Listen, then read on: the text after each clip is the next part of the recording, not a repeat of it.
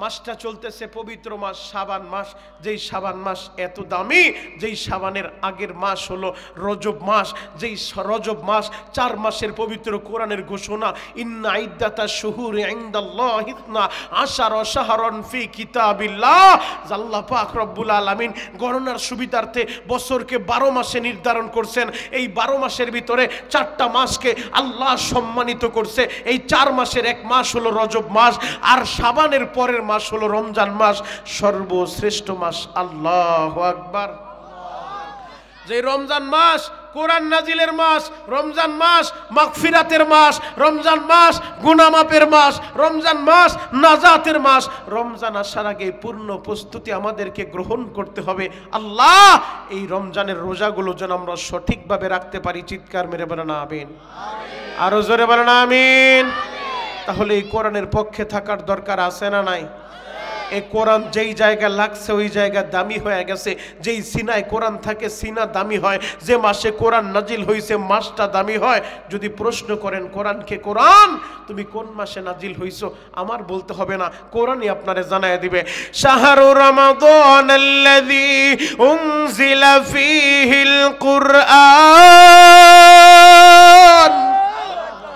কোরআন বলবে আমি রমজানে আসছি। যদি প্রশ্ন করেন কোরআন বুঝলাম তুমি রমজানে আসছো, তুমি দিনে আসছো না রাতে আসছো, আমাদেরকে একটু বলো, আমার বলতে হবে না, কোরআনই আপনারে জানায় দিবে। ইন্না আনজালনাহু ফি লাইলাতিল কদর। কোরআন বলবে আমি কদরের রাত্রে আসছি। আবার যদি পাল্টা প্রশ্ন করেন কোরআন বুঝলাম তুমি কদরের রাত্রে আসছো, রমজান মাসে আসছো। কোরআন যে রাতে তুমি দুনিয়া আসলা ওই রাতটা কেমন, ওই রাতের ফজিলত আমাদেরকে একটু শোনাও। কোরআন আপনারে সেটাও বলে দিবে। লাইলাতুল কদরি খায়রুম মিন আলফি শাহর। 1000 মাসের চাইতেও শ্রেষ্ঠ। আল্লাহু আকবার। হেদায়েতের মালিক কে? একসাথে বলেন ওই আল্লাহ আছে না নাই? আরো জোরে বলেন আছে না নাই? আমরা মুসলমান, আমাদের ধর্মের নাম ইসলাম। আল্লাহ তাআলা দয়া করে মহব্বত করে ভালোবেসে আমাদেরকে দিয়েছেন আল কোরআন। কথা বলেন ঠিক কি না? যতদিন বাঁচবো এই কোরআন নিয়ে বাঁচতে চাই, ইসলাম নিয়ে বাঁচতে চাই। কথা বলেন ঠিক কি না?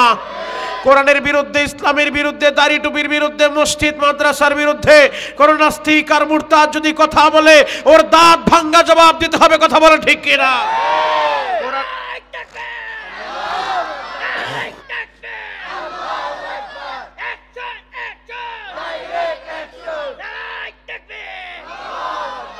কোরআনের বিরুদ্ধে, ইসলামের বিরুদ্ধে কথা বললে সে কত বড় নেতা, এগুলা দেখার টাইম মুসলমানের নাই। কথা বলেন ঠিক কিনা? এখানে কে কোন দল করেন আমি দেখতে আসি নাই। দল আপনার দলের জায়গায়। কেরানীগঞ্জের যুবক কান খুলে শুনে রাখো, পরিচয় আমাদের একটাই, আমরা এক আল্লাহর বান্দার, এক নবীর উম্মত। কথা বলেন ঠিক কিনা? আরো জোরে বলতে হবে ঠিক কিনা? আপনার পীর আপনার পীরের জায়গায় পীর আমার পরিচয় না, দাওয়াত ও তাবলীগ আমার পরিচয় না, আমি কোন রাজনীতি করি এটা আমার পরিচয় না। আমার পরিচয় হবে আমি মুসলমান, এক আল্লাহর বান্দা, এক নবীর উম্মত। আমাদের কোরআন এক, আমাদের কাবা এক, আমাদের মদিনা এক। দল মত নির্বিশেষে যে কোরআনের জন্য আল্লাহর নবী রক্ত ঝরিয়েছেন, যে কোরআনের জন্য বিশ্ব নবী দান মুবারক শহীদ করেছেন, যে কোরআনের জন্য নবীর অনেক সাহাবীরা কলিজাটা কেটে দিয়েছেন, যে কোরআনের জন্য নবীর অনেক সাহাবীরা স্ত্রীকে বিধবা করেছেন, যে কোরআনের জন্য নবীর অনেক সাহাবীরা সন্তানগুলোকে এতিম করেছেন, যে কোরআনের জন্য যুগে যুগে উলামায়ে হক্কানি, উলামায়ে রব্বানিকে জালিমের জিন্দানখানায় বন্দী করা হয়েছে, আলেমদেরকে ফাঁসির রশিতে ঝুলানো হয়েছে। এই কোরআনের জন্য, এই ইসলামের জন্য দরকার হলে আমরা রক্ত দিতে রাজি আছি, জীবন দিতে পারবো। কিন্তু কোন বেঈমান কোরআনের বিরুদ্ধে কথা বললে ওরে আমরা ছেড়ে দিব না। কথা বলেন ঠিক কি না? নারায়ে তাকবীর, নারায়ে তাকবীর, আল্লাহু আকবার। আল কোরআনের আলো ঘরে ঘরে জালো, আল হাদিসের আলো ঘরে ঘরে জালো। আমার নেতা তোমার নেতা বিশ্ব নবী মুস্তাফা। নারায়ে তাকবীর, আল্লাহু আকবার। সকলে বলেন মারহাবা। আর জোরে বলেন মারহাবা। খারাপ লাগতাছে? ভয় পাইতাছেন? আরে জন্ম যেহেতু হইছে মরতে হবে, এটাই স্বাভাবিক। কথা বলেন ঠিক কিনা? তবে এমন একটা মরণ আমরা মরতে চাই যে মরণ মরলে কোনো চিন্তা নাই। কথা বলেন ঠিক কিনা? এ দুনিয়ায় কেউ থাকতে পারবে না। যুবক তুমি চিন্তা করতেছো মনে হয় আমি মরবো না। না না ভাই, এ দুনিয়ায় কেউ থাকতে পারবে না। দুনিয়াতে আসার একটা সিরিয়াল আছে, কিন্তু যাওয়ার কোনো সিরিয়াল নাই। দেখা যায় দাদার কাঁধে নাতির লাশ, বাবার কাঁধে সন্তানের লাশ। কথা বলেন ঠিক কিনা? অথচ দুনিয়া আসার আগে আগে দাদা আসছে, এরপরে বাপ আসছে, এরপরে আল্লাহ আমাদেরকে পাঠাইছে। আসার তো একটা সিরিয়াল মেনটেন হয়, যাওয়ার কোনো সিরিয়াল নাই। যিনি থাকার তিনিই থাকতে পারে নাই। আল্লাহর নবী যার জন্য গোটা জগৎ সাজাইছে, ওই নবীই থাকতে পারে নাই। তুমি কিভাবে থাকবে? তুমি কি দেখো না আমার আল্লাহ ইতিহাস থেকে শিক্ষা নিতে বলে, শিক্ষা নাও। গত কয়েকদিন আগে তোমরা কি দেখো নাই ওই চায়নার ভিতরে আল্লাহর এক বান্দা বস্তা ভর্তি টাকা নিয়ে হসপিটালে চলে আসছে। আহারে, ক্যান্সারে আক্রান্ত হয়ে পুরা বডিটা শেষ হয়ে গেছে। বস্তা ভর্তি টাকা নিয়ে আইসা ডাক্তার সাহেবকে বলে আমাকে বাঁচান। ডাক্তার তার রিপোর্টগুলা ভালো কইরা দেখে বলে কোনোভাবে আর বাঁচানো সম্ভব না, ক্যান্সার চূড়ান্ত পর্যায়ে চলে গেছে। আল্লাহর ওই বান্দা বস্তা ভর্তি টাকা হসপিটালের বারান্দার ভিতরে, হসপিটালের ফ্লোরের ভিতরে দুই হাত দিয়ে টাকাগুলো ছিটায় আর বলে এই টাকা দিয়ে আমি কি করব? যে টাকার জন্য এত কিছু করলাম, এই টাকা আমার কোনো কাজে আসবে না, এই টাকা আমাকে বাঁচাইতে পারবে না। ও কেরানীগঞ্জের যুবকেরা, কান খুলে শুনে রাখো, যে টাকা মানুষকে বাঁচাইতে পারে না, যে টাকার জন্য আজকে পাগল হইয়া নিজের ব্যাংক ব্যালেন্স ভারী করার লাইগা গরিবের পেটে লাথি মারলা, গরিবের ব্যবসায়ীর কলারের ভিতরে দইরা মাথায় পিস্তল ঠেকায়া চাঁদা আদায় কইরা তোমার অ্যাকাউন্ট ভারী করলা। কান খুলে শুনে রাখো, এই টাকা তোমাকে বাঁচাইতে পারবে না, ক্ষমতা তোমাকে বাঁচাইতে পারবে না। এই পৃথিবী থেকে যারাই জালেম হইছে, একটা জালিমের শেষ পরিণতি ভালো হয় নাই, বরংস জালিমগুলা শেষ মুহূর্তে এমন হইছে পালানোর জায়গা খুঁজে পায় নাই। কথা বলেন ঠিক কিনা? ফেরাউন থেকে শিক্ষা নাও। যেই ফেরাউন এত ক্ষমতার মালিক, ফেরাউনকে আল্লাহ ইঁদুরের মতো চুবায়া চুবায়া মারছে। কথা বলেন ঠিক কিনা? আরো জোরে বলেন ঠিক কিনা? ফেরাউনকে আল্লাহ ইঁদুরের মতো চুবায়া চুবায়া মারছে। নমরুদের আমার আল্লাহ ল্যাংরা একটা মশা দিয়া সাইজ করছে। সর্বশেষ জুতার বাড়ি খাইতে খাইতে নমরুদ দুনিয়া থেকে বিদায় নিছে। শুধু তাই না, কারণ সম্পত্তি ছিল, এত সম্পত্তি পায়া অহংকারী হয়ে গেছে, ভাবছে আর মরবে না। ওই কারণের গোটা সম্পত্তি সহ এই জমিন গ্রাস করে নিছে। কথা বলেন ঠিক কিনা? এজন্য ইতিহাস থেকে শিক্ষা নিতে হবে। আমার আল্লাহ ইতিহাস থেকে শিক্ষা নিতে বলছে। আল্লাহ আপনি আমাদের সবাইকে হেদায়েত দান করেন। চিৎকার মেরে বলেন আমিন। আরো জোরে বলেন আমিন। হে যুবক ভাইরা, হাজী সাহেব বাবাজিরা ডানে বামে নজর নাই, এক নজরে তাকায় থাকেন গো বাবা। এই পৃথিবীতে আপনিও থাকবেন না, এই পৃথিবীতে আমিও থাকবো না। জন্ম যেহেতু হইছে আমাদের মরতে হবে, এটাই স্বাভাবিক। তবে এমন একটা মরণ মরতে চাই যে মরণ মরলে কোনো চিন্তা নাই। কথা বলেন ঠিক কিনা? মাসটা চলতেছে পবিত্র শাবান মাস। মাইকের আওয়াজ আর একটু বাড়ান। মাসটা চলতেছে পবিত্র মাস শাবান মাস। যেই শাবান মাস এত দামি, যেই শাবানের আগের মাস হলো রজব মাস। যেই রজব মাস 4 মাসের পবিত্র কোরআনের ঘোষণা, ইন্না ইদ্দাতা শুহুরি ইনদাল্লাহি 12 শাহরান ফি কিতাবিল্লাহ। আল্লাহ পাক রব্বুল আলামিন গণনার সুবিধার্থে বছরকে 12 মাসে নির্ধারণ করছেন। এই 12 মাসের ভিতরে 4টা মাসকে আল্লাহ সম্মানিত করছে। এই 4 মাসের এক মাস হলো রজব মাস, আর শাবানের পরের মাস হলো রমজান মাস, সর্বশ্রেষ্ঠ মাস। আল্লাহু আকবার। যে রমজান মাস কোরআন নাজিলের মাস, রমজান মাস মাগফিরাতের মাস, রমজান মাস গুনাহ মাফের মাস, রমজান মাস নাজাতের মাস। রমজান আসার আগে পূর্ণ প্রস্তুতি আমাদেরকে গ্রহণ করতে হবে। আল্লাহ এই রমজানের রোজাগুলো যেন আমরা সঠিকভাবে রাখতে পারি। চিৎকার মেরে বলেন আমিন। আরো জোরে বলেন আমিন। তাহলে এই কোরআনের পক্ষে থাকার দরকার আছে না নাই? এই কোরআন যেই জায়গায় লাগছে ওই জায়গা দামি হয়ে গেছে। যেই সিনায় কোরআন থাকে সিনা দামি হয়। যে মাসে কোরআন নাজিল হইছে মাসটা দামি হয়। যদি প্রশ্ন করেন কোরআনকে, কোরআন তুমি কোন মাসে নাজিল হইছো, আমার বলতে হবে না, কোরআনই আপনারে জানায় দিবে। শাহরু রমাদানাল্লাযী উনজিলা ফীহিল কুরআন। কোরআন বলবে আমি রমজান আসছি। যদি প্রশ্ন করেন কোরআন বুঝলাম তুমি রমজানে আসছো, তুমি দিনে আসছো না রাতে আসছো, আমাদেরকে একটু বলো। আমার বলতে হবে না, কোরআনই আপনারে জানায় দিবে। ইন্না আনজালনাহু ফি লাইলাতিল কদর, কোরআন বলবে আমি কদরের রাত্রে আসছি। আবার যদি পাল্টা প্রশ্ন করেন, কোরআন বুঝলাম তুমি কদরের রাত্রে আসছো, রমজান মাসে আসছো, কোরআন যে রাতে তুমি দুনিয়া আসলা ওই রাতটা কেমন, ওই রাতের ফজিলত আমাদেরকে একটু শোনাও। কোরআন আপনারে সেটাও বলে দিবে। লাইলাতুল কদরি খায়রুম মিন আলফি শাহর, হাজার মাসের চাইতেও শ্রেষ্ঠ। আল্লাহু আকবার। আরো জোরে বলেন, একসাথে বলেন। আল্লাহু আকবার বলতে কি কষ্ট হয়, খারাপ লাগে? এই টেবিলটা সরাও দুই পাশে। আল্লাহু আকবার বললে কি আপনারা জিএনবি বললা কেউ ধরায় দিব? বাবা ভয় নাই। আল্লাহু আকবার সমস্ত যেই শব্দের অর্থ হচ্ছে আমার আল্লাহ সব চাইতে বড়, আল্লাহ সব চাইতে বড়। মুহতারাম হাজিরিন, যেই আল্লাহ বলে আল্লাহ সব চাইতে বড়, যেই বান্দার জবান দিয়া এই কথাটা বের হয় আল্লাহ সব চাইতে বড়, আল্লাহ ওই বান্দারে দুনিয়াতে ছোট রাখবে না, ওরে দুনিয়াতে সম্মানিত করবে, মরার পরে জান্নাত দিয়া ধন্য করবে। আল্লাহু আকবার। আরো জোরে বলতে হবে আল্লাহু আকবার। যুবক ভাইরা রে, এই কোরআনের লাইগা, এই ইসলামের লাইগা আল্লাহর নবী, দয়ার নবী, মায়ের নবী, উম্মতের দরদি নবী দান্দান মোবারক শহীদ করছেন গো বাবা। ওই উহুদের ময়দানে আল্লাহর নবীর দান্দান শহীদ হইছে এই কোরআনের লাইগা, এই কোরআনের দাওয়াত দিতে যাইয়া। ও যুবক বন্ধুরা, তায়েফের ময়দানে আল্লাহর নবী মার খাইলেন, রক্ত জড়াইলেন, একই দিনের ভিতরে তিন বার আমার নবীরে বেহুশ করছে গো বাবা।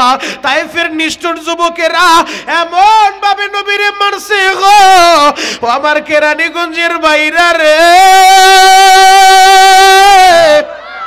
পাথরগুলা মারতে মারতে নবী যখন রক্তাক্ত হইয়া বেহুশ হইয়া জমিনের ভিতরে পইরা রইছে, ওই নিষ্ঠুর যুবকগুলা আমার নবীরে দইরা দুইজনে দাঁড় করাইছে, আবার পিছন দিক থেকে গুলাইনের ভিতরে পাথরগুলা বইরা বইরা আমার নবীর দিকে যখন মারছে গো বাবা। ওই সফরে নবীর সাথে তার পালক পুত্র যায়েদ ইবনে হারেসা ছিল। যায়েদ ইবনে হারেসা বলে, ও দুনিয়ার মানুষেরা, এক একটা পাথর আইসা আমার নবীর শরীরে এমন ভাবে লাগছে গো, যেই জায়গায় পাথরটা লাগছে জামাটা সিরিয়া একেবারে নবীর গোশতের ভিতরে ঢুকিয়া গেছে। আমি যায়েদ ইবনে হারেসা হাতের আঙ্গুলি দিয়া এক একটা পাথর যখন বের করি, ফিনকি দিয়া রক্তগুলা ঝরতে থাকে, পুরা বডিটা জাজরা করে ফেলছে গো বাবা। রহমাতুল লিল আলামিন নবী আমার একই দিনের ভিতরে তিনবার নবী বেহুশ হয়ে পইরা রইছে। যায়েদ ইবনে হারেসা এই দৃশ্য দেখা একটা দুরমাইরা তায়েফের বাড়ি বাড়ি যাইয়া যায়েদ বলে, তায়েফের মহিলারা তোমরা একটু পানি দাও গো, আমার বাবা মুহাম্মদ 3 দিন যাবত কোনো খাবার খায় না। ও তায়েফের মহিলারা তোমরা এক গ্লাস পানি দিবানি, আমার বাবা অসুস্থ অবস্থায় পড়ে আছে, বেহুশ ময়দানে পড়ে আছে, তোমরা এক গ্লাস পানি দাও গো। তায়েফের নিষ্ঠুর মহিলারা এক গ্লাস পানিও দেয় নাই বাবা। নবীর এই দৃশ্য দেখা আসমানের ফেরেশতারাও কান্দে, জিবরাইলও কান্দে, মিকাইলও কান্দে গো বাবা। আমার আল্লাহ সাথে সাথে জিবরাইল রে পাঠায় দেয়। জিবরাইল আইসা আমার নবীর সালাম দিয়া জিবরাইল বলে, নবী গো আপনি যদি অনুমতি দেন পুরা তায়েফটারে উল্টায় দিব।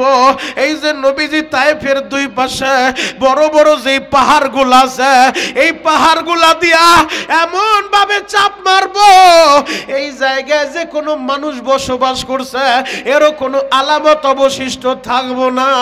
আমার নবী কান্দে আর বলে, জিবরাইল রে আমি রহমতের নবী, আল্লাহ আমারে রহমত কইরা পাঠাইছে। ও মা আরসালনাকা ইল্লা রাহমাতাল লিল আলামিন। আল্লাহ আমারে রহমত কইরা পাঠাইছে। জিবরাইল রে আমি বরদোয়া দিতে পারি না ও জিবরাইল, যদি এদেরকে শেষ কইরা দাও, তায়েববাসীরে ধ্বংস কইরা দাও, কে আমার আল্লাহ রে আল্লাহ বইলা ডাক দিব রে জিবরাইল, জিবরাইল রে এরা আমারে চিনে না, এরা আমার পরিচয় জানে না। ও জিবরাইল এদেরকে ধ্বংস কইরো না। আমার নবী মাইর খায়াও বরদোয়া দেয় না বাবা। ও আমার যুবক বন্ধুরা, যেই নবী এই কোরআনের লাইগা রক্ত জড়াইছে, কেমনে তুমি সেই কোরআনটা ছাইরা দাও? আজকের মাহফিল থেকে অঙ্গীকার নিয়ে বাড়ি যাইব, এই কোরআনের পক্ষে আমরা থাকতে চাই, ইসলামের পক্ষে থাকতে চাই।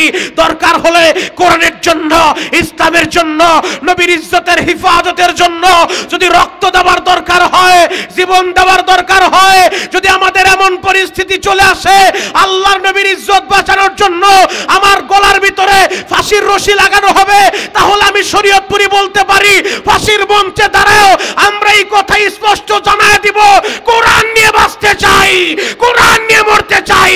কে কে রাজি আছেন? হাতগুলা দেখতে চায়।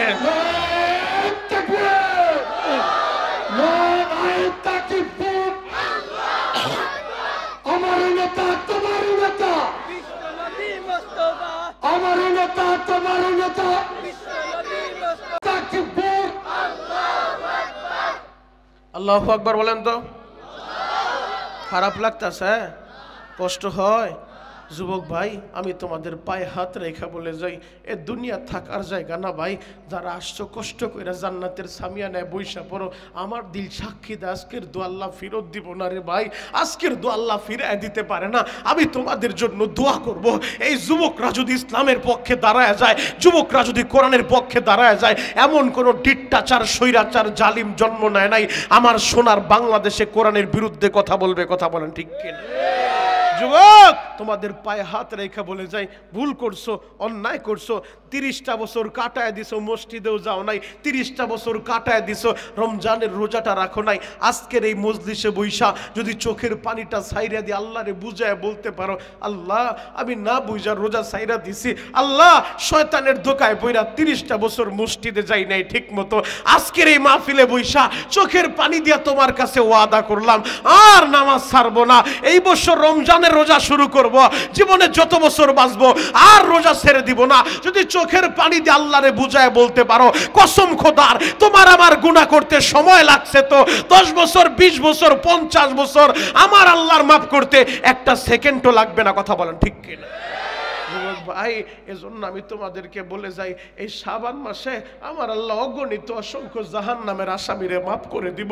এই যে আগামী সপ্তাহে আসতেছে পবিত্র শবে বরাত, যেই নিসফে শাবান, লাইলাতুন নিসফি মিন শাবান, শাবানের 14 তারিখ দিবাগত রাত পবিত্র শবে বরাত, যেই শবে বরাতে অগণিত অসংখ্য জাহান্নামের আসামি মাফ পায়া আল্লাহর জান্নাতে চইলা যাইব। যুবক রে, এই শাবান মাস এমন একটা দামি মাস, আম্মা জান আয়েশা বয়ান করে আল্লাহর নবীকে রমজান ব্যতীত পরিপূর্ণ 30টা রোজা কখনো রাখতে দেখে নাই, পরিপূর্ণ মাস। আর শাবান মাসে এত অধিক পরিমাণে রোজা রাখতো, এই পরিমাণে রোজা অন্য কোন মাসে নবীজি রাখতো না। আল্লাহু আকবার। আল্লাহর নবীর সবচেয়ে ছোট সাহাবী ওসামা ইবনে যায়েদ, তিনি আল্লাহর নবীর কাছে একদিন প্রশ্ন করলেন, নবীজি আপনি এই শাবান মাসে এত বেশি পরিমাণে রোজা কেন রাখেন? আমার নবীজি বললেন, ওসামা রে, আমি এই মাসে কেন বেশি রোজা রাখি জানো? আমি চাই আমার আমলটা আল্লাহর কাছে এই অবস্থায় পেশ করা হোক, যে অবস্থায় আমি মুহাম্মদ রোজাদার। আল্লাহু আকবার।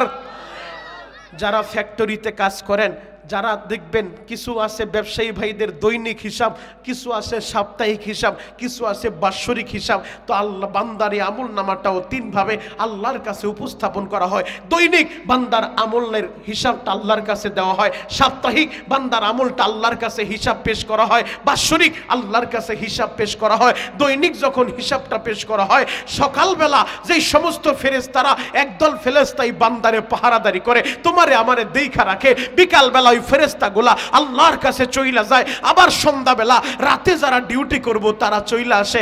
সন্ধ্যাবেলা যেই ফেরেশতা আল্লাহর কাছে চইলা যায়, আল্লাহ যখন ফেরেশতাদেরকে জিজ্ঞেস করে, ও ফেরেশতারা আমার বান্দারে কোন অবস্থায় দেখা আসলা? ফেরেশতারা বলে, আল্লাহ তোমার বান্দারে দেখে আসলাম মসজিদের নামাজরত অবস্থায়, মাগরিবের নামাজ আদায় করে। আবার রাত্রিবেলা যেই ফেরেশতারা ডিউটি করে ফজরের সময় চইলা যায়, আল্লাহ জিজ্ঞেস করে, ফেরেশতারা আমার বান্দারে কোন অবস্থায় দেখাইলা? বলে, আল্লাহ ফজরের নামাজে দেখা আসলাম। আল্লাহ তখন জানায় দেয়, ফেরেশতারা আমার যেই বান্দারে সন্ধ্যা বেলাও নামাজে দেখলা, সকাল বেলাও নামাজে দেখলা, আমার এই বান্দা দিনে আর রাতে যতগুলো অন্যায় করছে আমি আল্লাহ তারে মাফ করে দিলাম। আরো জোরে বলেন। আরেকটা আমল পেশ করা হয় সাপ্তাহিক জুমার রাতে, আরেকটা আমল পেশ করা হয় বাৎসরিক শবে বরাতে। যুবক, এই শবে বরাতে তোমার আমার আমল আল্লাহর কাছে পেশ করা হবে। যুবক বাইরা রে, পায়ে হাত রেখা বলে যাই, তাহলে এই কোরআনের পক্ষে আমাদের থাকতে হবে। 5টা জিনিসের সাথে সম্পর্ক করো। একটা আয়াত তোমাদের সামনে আমি তেলাওয়াত করছি, যেই আয়াতের ভিতরে আল্লাহ বলে, কুল ইন কুনতুম তুহিব্বুনাল্লাহ। নবীজি দুনিয়ার মানুষের বলে দেন যারা আমারে ভালোবাসতে চায়। যুবক, কেন তুমি আল্লাহরে ভালোবাসবা না? আল্লাহ তোমারে ভালোবাসা বানাইছে, বড় আদর কইরা বানাইছে, বড় মুহাব্বত কইরা বানাইছে। ফেরেশতারা বারবার বলছে মানুষ বানানো লাগবে না, এরা মারামারি করবে, এরা কাটাকাটি করবে। আল্লাহ বলছে, ইন্নী আ'লামু মা লা তা'লামুন। ফেরেশতারা আমি যা জানি তোমরা তা জানো না। আল্লাহু আকবার। বড় আদর কইরা এই মানুষগুলো আমার আল্লাহ বানাইছে, তাহলে আমরা ওই আল্লাহরে ভালোবাসতে চাই।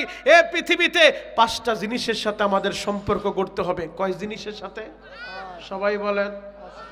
1 নাম্বার তাআল্লুক মা আল্লাহ, আল্লাহরে ভালোবাসতে হবে, আল্লাহর সাথে সম্পর্ক করতে হবে। যেই বান্দা বান্দি আল্লাহর সাথে সম্পর্ক করতে পারে তারা কত দামি, কত দামি জানো? জ্বলন্ত একটা প্রমাণ আপনাদের সামনে আমি তুলে ধরবো যাতে আপনাদের বুঝতে সহজ হয়। আল্লাহর সাথে সম্পর্ক লাগাইলে ওই বান্দা বান্দি কত দামি হয়ে যায়। এ পৃথিবীতে আল্লাহ বেঈমানরেও ক্ষমতা দিছে, ইমানদাররেও ক্ষমতা দিছে। সারা পৃথিবীর রাজত্ব দিয়েছিলেন একজন নবীরে, যার নাম পয়গম্বর সুলাইমান। আল্লাহু আকবার। যেই সুলাইমান নবীর এমন ক্ষমতা আল্লাহ দিছে, যেই সুলাইমান নবী একটা তখ্ত আল্লাহ তারে দিছিলেন, তিনি তার সিংহাসন নিয়া, তিনি তার মন্ত্রী পরিষদ নিয়া তখ্তের উপরে বৈশা শুধু আদেশ করতো অমুক জায়গায় যাও, সাথে সাথে চইলা যাইতো। ওই তখ্ত চলার জন্য ইঞ্জিলের দরকার নাই, তেল মোবিল ফুয়েল অকটেনের দরকার নাই, আদেশ করলেই চইলা যাইতো। সুবাদার বাইরা রে, আল্লাহর পয়গম্বর সুলাইমান, আমার আল্লাহ তার এমন ক্ষমতা দিছে গো বাবা, তিনি শুধু মানুষের উপরে রাজত্ব করে নাই, জিনদের উপরেও রাজত্ব করছে। পশু পাখির ভাষাটাও তিনি বুঝতো, পিপিলিকার ভাষাটাও তিনি বুঝতো। একদিন আল্লাহর পয়গম্বর সুলাইমান তখ্তের ভিতরে বৈশা তিনি তার মন্ত্রী পরিষদ নিয়া 3 বাহিনী নিয়ে সফর শুরু করছে, মানুষ এবং জিন বাহিনী, আরেকটা হলো পাখি। এই 3 বাহিনী নিয়ে সফর শুরু করছে। হঠাৎ কইরা তখ্ত দিয়া চলতেছে, হঠাৎ করে নজর করে দেখে 3 বাহিনীর 1 বাহিনী পাখি, হুদহুদ পাখিটার তার সাথে নাই। এই দৃশ্যটা দেখা কোনো বানানো কথা না, পবিত্র কোরআন থেকে দলিল নিয়ে যান। পয়গম্বর সুলাইমান বলে, ওমালিয়া লা আরল হুদহুদা আম কানা মিনাল গায়িবিন। আমার কি হলো, আমার কি হলো, আমি কেন হুদহুদকে দেখছি না? আল্লাহর পয়গম্বর হুদহুদ পাখিকে দেখে না। আল্লাহর পয়গম্বর বলে, হুদহুদ কোথায় গেল? ও আসার পরে উপযুক্ত কারণ যদি দর্শাইতে না পারে, কেন সে অনুপস্থিত, উপযুক্ত কারণ যদি দিতে না পারে আমি কঠিন তারে শাস্তি দিব। আল্লাহর পয়গম্বর যখন চলতেছেন, হঠাৎ করে হুদহুদ পাখি উইরা উইরা আসছে। হুদহুদ পাখি একটা সংবাদ নিয়ে আসছে, আল্লাহর পয়গম্বর সুলাইমান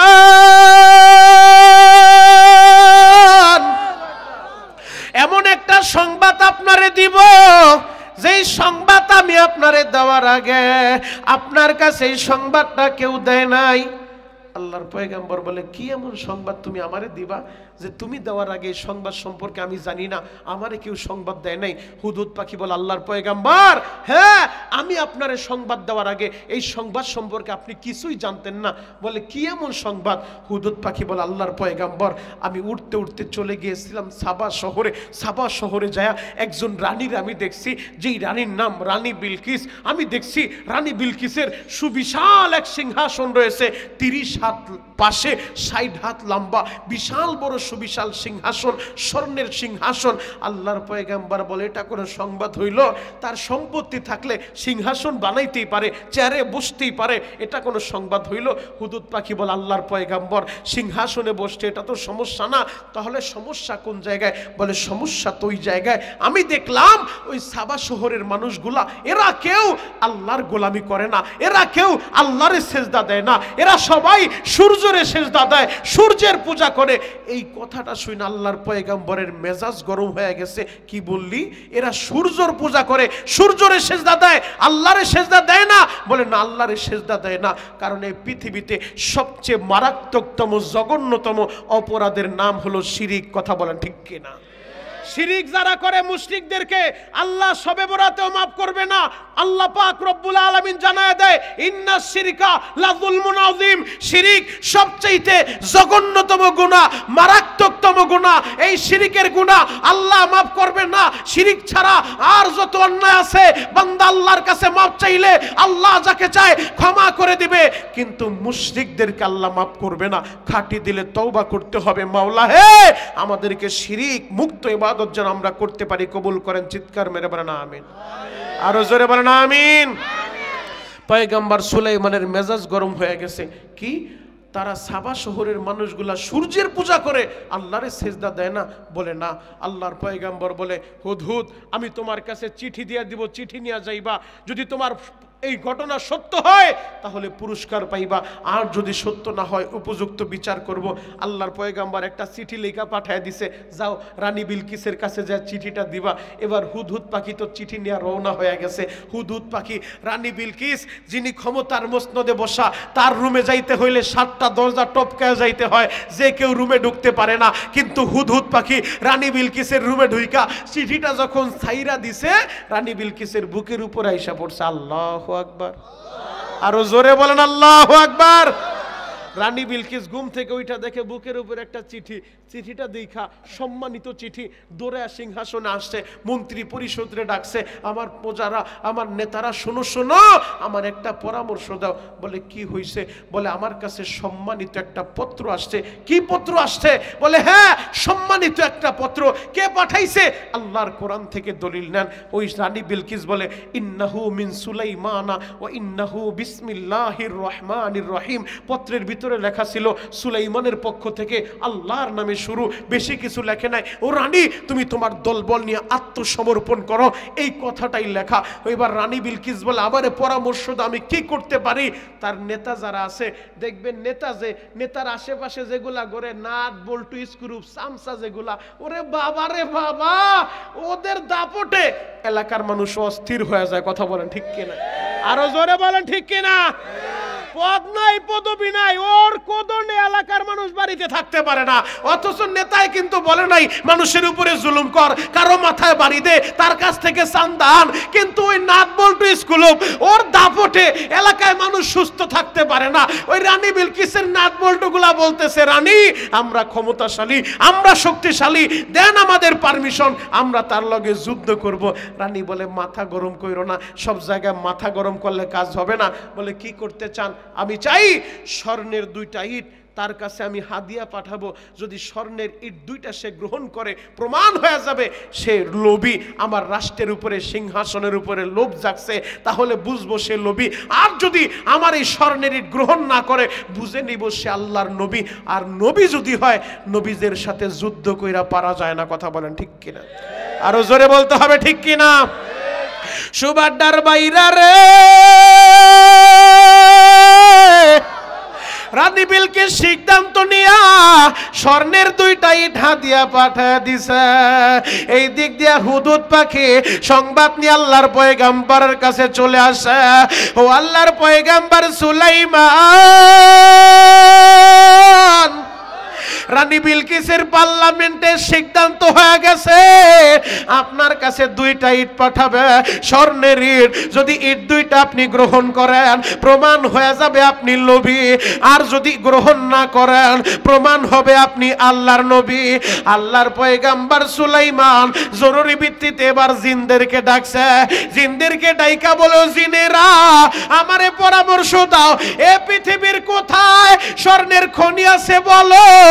কাঁচা স্বর্ণের খনি যেই জায়গায় আছে ওই জায়গা থেকে স্বর্ণ আইনা 9 কিলোমিটার রাস্তা, 3 ফরসক মানে 9 কিলোমিটার।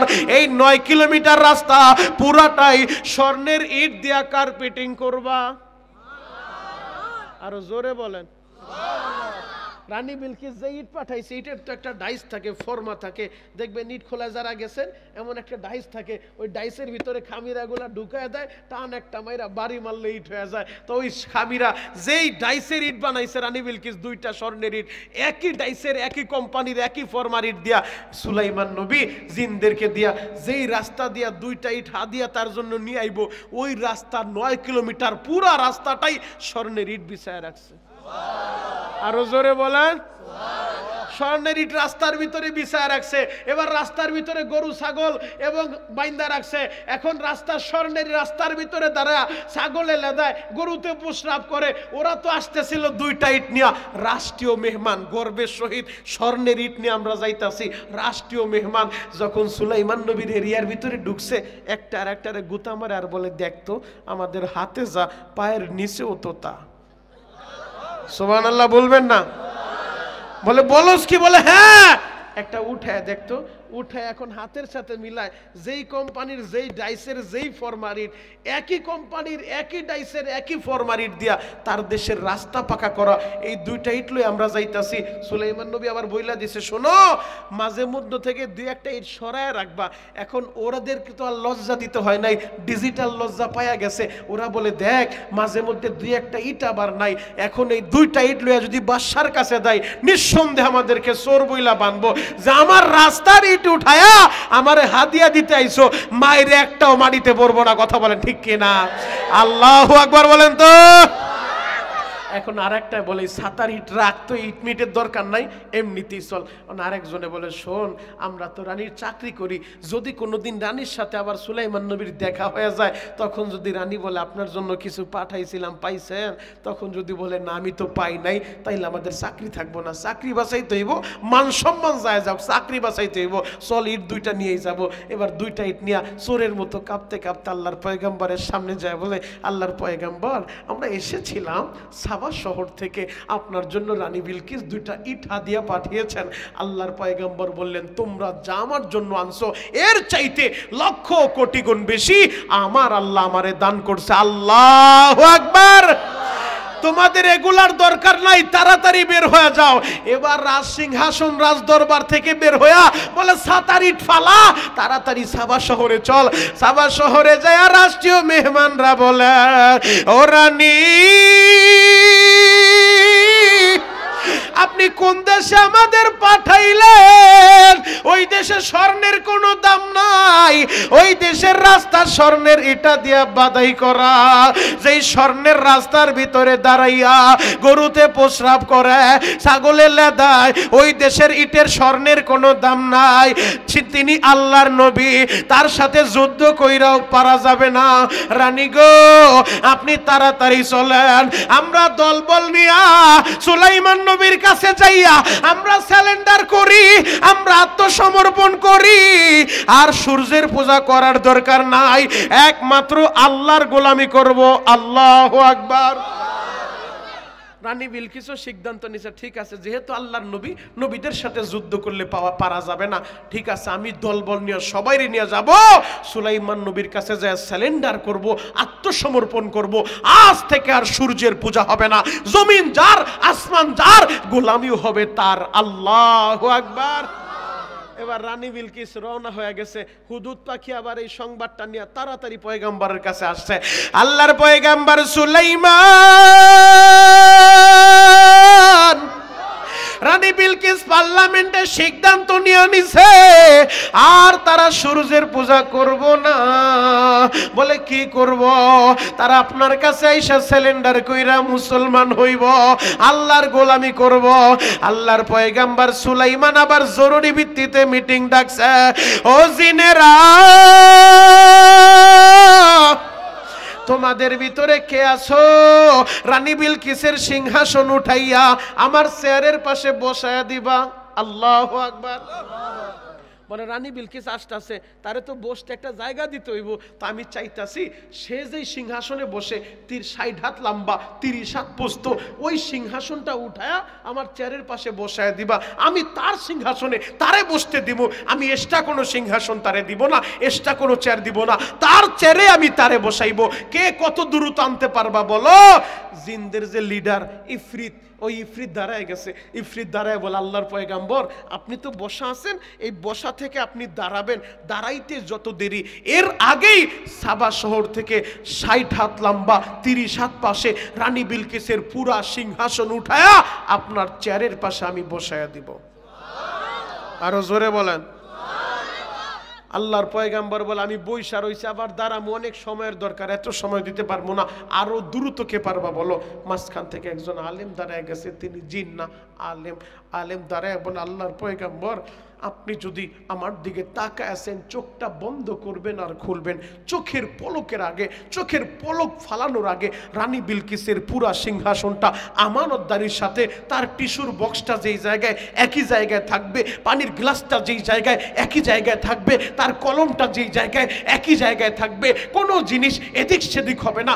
আমানতদারির সাথে আপনি আমার দিকে তাকায় রয়েছেন, চোখ বন্ধ করবেন আর খুলবেন, চোখের পলকের আগে সাবা শহর থেকে পুরা সিংহাসন উঠায়া আপনার চেয়ারের পাশে আমি বসায় দিব। আল্লাহু আকবার।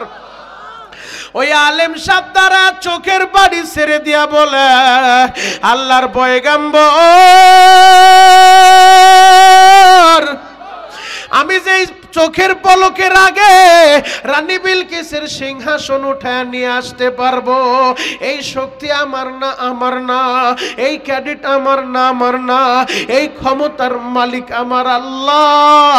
আমি আমার আল্লাহরে ডাকতে ডাকতে এমন ভাবে বন্ধু বানাইছি, এখন আমি আমার আল্লাহরে যা কিছু বলি আমার আল্লাহ আমার ওই কথাটাই শুনে, আমার ওই কথাটাই শুনে। আল্লাহর পয়গাম্বর আমি আমার আল্লাহরে ডাইকা আমার বন্ধু বানায় নিছি। মানলাহুল মাওলা ফালাহুল কুল, যে আল্লাহর জন্য হয়ে যায় গোটা জগৎ তার হয়ে যায়। আল্লাহর ওলি যারা, এদের কোনো ভয় নাই, ভয় নাই, এদের কোনো চিন্তারও কারণ নাই। ও হাবিবনগরের ভাইরা, ও দারুস সালামের ভাইরা, ও সুবাদার ভাইরা রে, এজন্য 1 নাম্বার আল্লাহরে বন্ধু বানায় নাও, আল্লাহর সাথে সম্পর্ক করো। যদি আল্লাহরে বন্ধু বানাইতে পারো গোটা জগৎটাই তোমার হয়ে যাবে।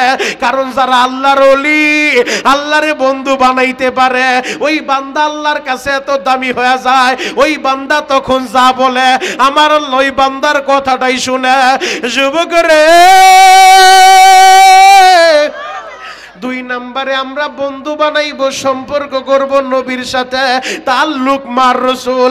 আল্লাহরে ভালোবাসতে চাইলে আগে নবীরে ভালোবাসো। ফাত্তাবিউনি ইউহিব্বুকুমুল্লাহ, নবীরে ভালোবাসো, নবীর ইত্তেবা করো, নবীর সুন্নাত পালন করো। ও যুবক বন্ধুরা, নবীর সাহাবীরা দেখা গেছে রে ভাই কিভাবে নবীরে ভালোবাসতে হয়, নবীর সাহাবীরা শিখায় গেছে কিভাবে নবীরে ভালোবাসতে হয়। নবীর সাহাবীরা দুনিয়ার ভিতরে প্রমাণ রাইখা গেল। দুনিয়া একদিকে, আমার নবী একদিকে। নবীর বিরুদ্ধে কেউ কথা বললে নবীর কোন সাহাবী মেনে নেয় নাই, নবীর কোন সাহাবী বরদাস্ত করতে পারে নাই। যুবক ভাইরা রে, আল্লাহর নবীর সাহাবী নবীর সাহাবীরা নবীর জন্য কতটা পাগল ছিল জ্বলন্ত একটা প্রমাণ আমি আপনাদের সামনে তুলে ধরতে চাই। আল্লাহর নবীরা এতটাই নবীজিরে ভালোবাসে, নবীরে দেখার লাইগা নবীর সাহাবীরা কতটা পাগল ছিল। হযরতে আবু বকর, যেই আবু বকরের কাছে এক নাম্বার প্রিয় আমল ছিল আন-নজরু ইলা ওয়াজহি রাসূলিল্লাহ, আল্লাহর নবীরে দেখা। আল্লাহর নবীরে না দেখলে আবু বকর থাকতে পারতো না, আল্লাহর নবীরে না দেখলে হযরতে আবু বকরের ভালো লাগতো না, কারণ নবীর সাহাবীদের কাছে প্রিয় আমলটাই ছিল আল্লাহর নবীরে দেখা। নবীর সামনে দাঁড়াইলে সাহাবায়ে কেরাম দুঃখের কথা বইলা যায়, সাহাবায়ে কেরাম কষ্টের কথা বইলা যায়। সুবাদার বাইরা রে আবু বকর আমার নবীর জন্য কতটা পাগল ছিল জাননি? এই আবু বকর ইসলামের প্রাথমিক যুগে আল্লাহর নবী যখন খানায় কাবা বাইতুল্লাহর চত্বরে কোরআনের তালিম দিতেছিলেন, হঠাৎ কইরা বেঈমানগুলা অতর্কিতভাবে মুসলমানের উপরে হামলা চালাইল। এক একজন এক এক দিকে ছোটাছুটি শুরু হয়ে গেছে। হযরতে আবু বকর তারেও যখন মারতে মারতে রক্তাক্ত করে ফেলছে, আবু বকর বেহুশ হয়ে পইরা গেছে। আবু বকরের বংশের লোকজন দাঁড়ায় বলে, ও মক্কার বেঈমানেরা শুনো, আমাদের ভাতিজা আমাদের ভাই আবু বকরের শরীরে আর একটা আঘাত করলে আমরা তোমাদের ছেড়ে দিব না। আল্লাহু আকবার। আবু বকরের বংশের লোকজন আবু বকরের দইরা বাড়িতে দিয়ে গেছে। আবু বকরের মার কাছে বলে, শোনো, তোমার ছেলের আর মুহাম্মদের কাছে যাইতে দিও না, তোমার ছেলের দেখো না মারতে মারতে রক্তাক্ত করে ফেলছে।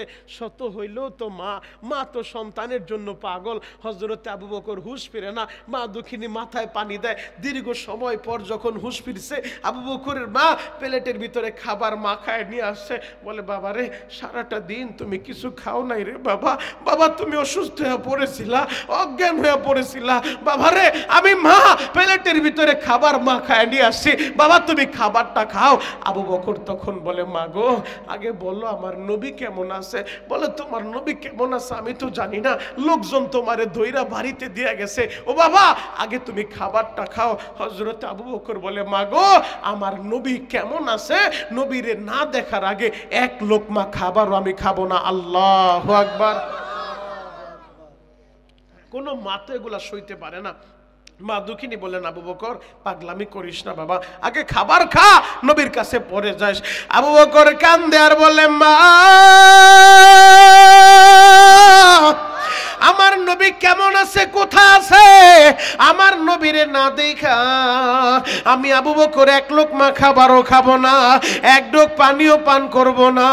মাগো, আগে বলো আমার নবী কেমন আছে, আমার নবীর সংবাদটা নাও, কারণ বেঈমানগুলা যখন আমারে মারছে গো মা, ওই জায়গায় আমার নবীও ছিল। আমার নবী এখন কোথায় আছে, কেমন আছে, আগে নবীর সংবাদটা নাও।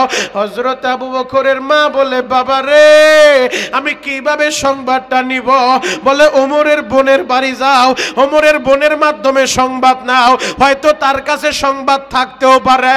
এবার সংবাদ নিয়ে আসে, তোমার নবী হযরতে আরকামের বাড়িতে আছে, তোমার নবী ভালো আছে, বাবা তুমি খাবারটা খাও। আবু বকর কান্দে আর বলে, মা গো, আমার নবীরে নিজের চোখে না দেখা আমি আবু বকর এক লোকমা খাবারও খাবো না, না খেয়ে মারা যাবো রে মা। এরপরও নবীরে না দেখা আমি খাবার খাবো না, আমি পানিও খাবো না। মক্কার অবস্থা তখন ভালো ছিল না। আবু বকরের মা বলে, বাবা রে, মক্কার যে অবস্থা তুমি তো ভালোভাবেই জানো, দিনের বেলা যদি তোমারে নিয়ে বের হই, বেঈমানগুলো আবার আক্রমণ করবে। ও প্রাণের বাবা, পাগলামি কইরো না, আগে খাবারটা খাও। আবু বকর বলে, মা গো, আগে নবীর কাছে আমারে নিয়ে যাইবা, আগে আমি আমার নবীরে দেখবো আমার নবী কেমন আছে, আমার নবী কোথায় আছে, আমার নবীর না দেখা আমি খাবার খাবো না, না খেয়ে মরে যাবো রে মা, না খেয়ে শহীদ হব, এরপরও আমি খাবার খাবো না, আগে নবী দেখবো এরপরে আমি খাবার খাবো। রাত্র যখন হয়ে যায়, সন্ধ্যার পর মানুষজন যখন দোকানপাট থেকে বাড়িতে চইলা যায়, রাত 9টা 10টার দিকে হযরত আবু বকরের মা ছেলের আবদার পুরা করার লাইগা এবার মা দুঃখিনী সন্তান রে দইরা দইরা হযরতে আরকামের বাড়ির দিকে নিয়ে যায় নবী দেখানোর জন্য। হযরতে আবু বকর তার মা দুঃখিনী তারে ধইরা নিয়া হযরত আরকামের বাড়ির কাছে চইলা গেছে। আমার নবী দূর থেকে হযরত আবু বকর রে দেইখা তাড়াতাড়ি বসা থেকে দাঁড়াইয়া একটা দৌড় দিয়া হযরত আবু বকর রে জড়ায় ধরছে। নবী আবার বলে, আবু বকর তোমার কি অবস্থা? আবু বকর বলে, নবী গো আমি ওয়াদা করেছিলাম আপনি কেমন আছেন, আপনারে না দেখা আমি খাবার খাবো না, না খেয়ে মরে যাব, এরপরও খাবার খাবো না, আগে আপনারে দেখবো গো নবী। আমার নবী বললেন, আবু বকর আমি ভালো আছি, পাগলামি কইরো না, আবু বকর খাবার খাও। ও যুবক, নবীর সাহাবীরা নবীরে কতটা ভালোবাসতো। আল্লাহর নবীর আরেকজন সাহাবী আব্দুল্লাহ ইবনে যায়েদ ইবনে আব্দে রাব্বি, মক্কা মদিনার ভূখণ্ডে আব্দুল্লাহ ইবনে যায়েদ ইবনে আব্দে রাব্বি খেজুর গাছের উপরে খেজুর পাড়তেছিলেন। হঠাৎ করে একজন সাহাবী দৌড়ে আসে, আব্দুল্লাহ রে নাই, নবীর ইন্তেকাল হয়ে গেছে, নবীর ওফাত হয়ে গেছে। ও আব্দুল্লাহ ইবনে যায়েদ ইবনে আব্দে রাব্বি, আমার নবী আর দুনিয়ায় বাইচা নাই। এই সংবাদটা খেজুর গাছের উপরে বৈশা শুনছে, সাথে সাথে আহারে পাগলের মতো ওই খেজুর গাছ থেকে নাইমা আব্দুল্লাহ ইবনে যায়েদ ইবনে আব্দে রাব্বি হাত দুইটা আসমানের দিকে উঠাইয়া চোখের পানি জড়ায় কান্দে আর বলে, মালিক রে, যেই চোখ দিয়ে আমি নবী দেখতাম, সকাল বেলা একবার নবীরে দেখতাম রে আল্লাহ, বিকাল বেলা একবার নবীরে দেখতাম, এখন থেকে শুনলাম তোমার নবী নাকি আর দুনিয়ায় বাইচা নাই। নবী যদি বাইচা না থাকে আমি চোখের আলো দিয়া কি করব? ও দয়ার আল্লাহ, এই চোখের আলো লাগবো না, আমার চোখের আলো নিয়ে যাও, আমারে অন্ধ বানায় দাও, অন্ধ বানায় দাও মালিক রে। আমার নবী যদি না থাকে আমি কার জন্য বাঁচবো? আগে তো নবীরে দেখতে যাইতাম, এই চোখ দুইটা দিয়ে আমি আমার নবীরে দেখতাম রে আল্লাহ। এখন যেহেতু নবীরে দেখতে পারবো না, এই চোখ দিয়া দুনিয়ার অন্য কিছু দেখতে চাই না রে মাওলা, আমারে অন্ধ বানায় দাও, আমি অন্ধ হয়ে যাব, এরপরে এই চোখ দিয়ে অন্য কিছু দেখবো না, সেই চোখ দিয়ে নবী দেখতে পারবো না, এই চোখ আমার লাগবো না, আমারে অন্ধ বানায় দাও। এমন ভাবে কান্না শুরু করছে, আমার আল্লাহ তার দোয়া কবুল কইরা সাথে সাথে আব্দুল্লাহ ইবনে যায়েদ ইবনে আব্দে রাব্বি রে অন্ধ বানায় দিছে গো বাবা। ও আমার যুবক বন্ধুরা, ও দাড়ি পাকা বাবাজিরা, ও আশিক রাসূল ভাইরা রে, আমি তোমাদের পায়ে হাত দিয়া বলে যাই, ওই নবীরে ভালোবাসবা নিজের জীবনের চাইতেও বেশি। ওই নবী বলছে, পবিত্র মাস, যে মাসে রহমতের মাস, মাগফিরাতের মাস, নাজাতের মাস, এই রমজান মাস আসার আগে খাঁটি দিলে তওবা করবা, জীবনে আর নামাজ ছাইরা দিও না, জীবনে আর রোজা ছাইরা দিও না, জীবনে আর মা বাবারে কষ্ট দিও না। যুবক রে,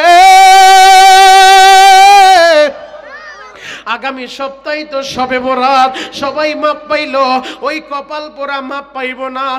যার অ্যাকাউন্টে মা বাবার বর্ধ আছে, যার অ্যাকাউন্টটা বইরা গেছে মা বাবার বর্ধয়, ওই কপাল পোড়ারে আল্লাহ মাফ করবো না, করবো না। তোর মসজিদে যাইয়াও লাভ নাই। যুবক, আমি তোর পা দুইটা হাত রেখা বলে যাই, তোদের পা দইরা আমি বলে যাই, যুবক রে, তোমাদের যাদের মা বাইচা আছে, আজকে বয়ানের পরে যদি বাসাটা কাছে হয়, মার পা দুইটা জড়ায় দইরো, হাত দুইটা জড়ায় দইরা মাপ কাছে মাপ চায় নিও। আর যদি বাড়িটা দেরি হয়, দূরে দূরে হয়, তোমাদের কার বাড়ি বরিশাল, উজিরপুর, নাজিরপুর, পিরোজপুর, পটুয়াখালী, ঝালকাঠি আমি জানি না রে ভাই। তোমাদের কার বাড়ি রংপুর, দিনাজপুর, কুড়িগ্রাম, পাটগ্রাম আমি জানি না।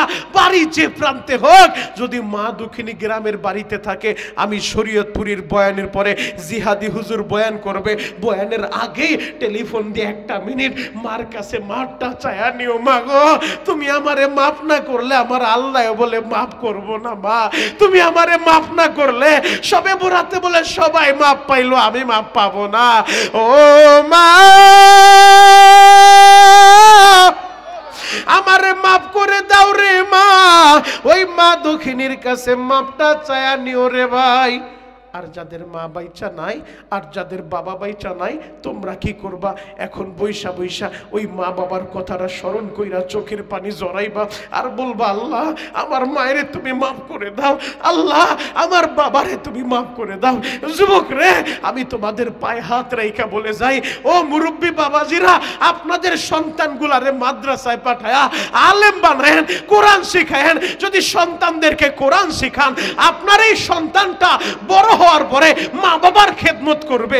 আর যদি সন্তানকে কোরআন না শিখান, দিন না শিখান, এই সন্তান মা বাবার খেদমত করবে না, বরং মা বাবারে লাইথা ঘর থেকে বের করবে। কথা বলেন ঠিক কিনা? জ্বলন্ত প্রমাণ আপনারা কতটা দিমু, কতটা আপনারা কি দেখেন না? আমার আল্লাহ মাঝে মধ্যে দেখায়। গত 2-3 দিন আগে যুবকদের কাছে জিজ্ঞেস করেন, 11 বছরের এক মাইয়া টিকটক থেকে আরেকজনের সাথে সম্পর্ক করছে, বয়স বেশি না 11 বছর। ওই 11 বছরের মাইয়া আর এক পোলার হাত ধইরা চইলা গেছে। কোন অবস্থায় গেছে জানো? মা দুঃখিনী ক্যান্সারের রোগে আক্রান্ত, মায়ের নিয়ে হাসপাতাল আইছে ডাক্তারের কাছে। মায়ের হাসপাতাল শোয়া রাইখা তিনি তার প্রেমিকের হাত ধইরা চইলা গেছে নওগাঁও। পুরা দেশ পাগল হয়ে গেছে। শিশু মেয়েটারে খোঁজার লাইগা পত্র পত্রিকায় নিউজ কইরা দিল, 11 বছরের শিশু মেয়ে অপহরণ, তারে খুঁজে পাওয়া যায় না। সংবাদ নিয়ে পরবর্তীতে দেখা যায় সে পলায় যায় নাই, কেউ তারে অপহরণ করে নাই, সে নিজে তার বয়ফ্রেন্ডের হাত ধইরা চইলা গেছে মায়ের হাসপাতালে শোয়া।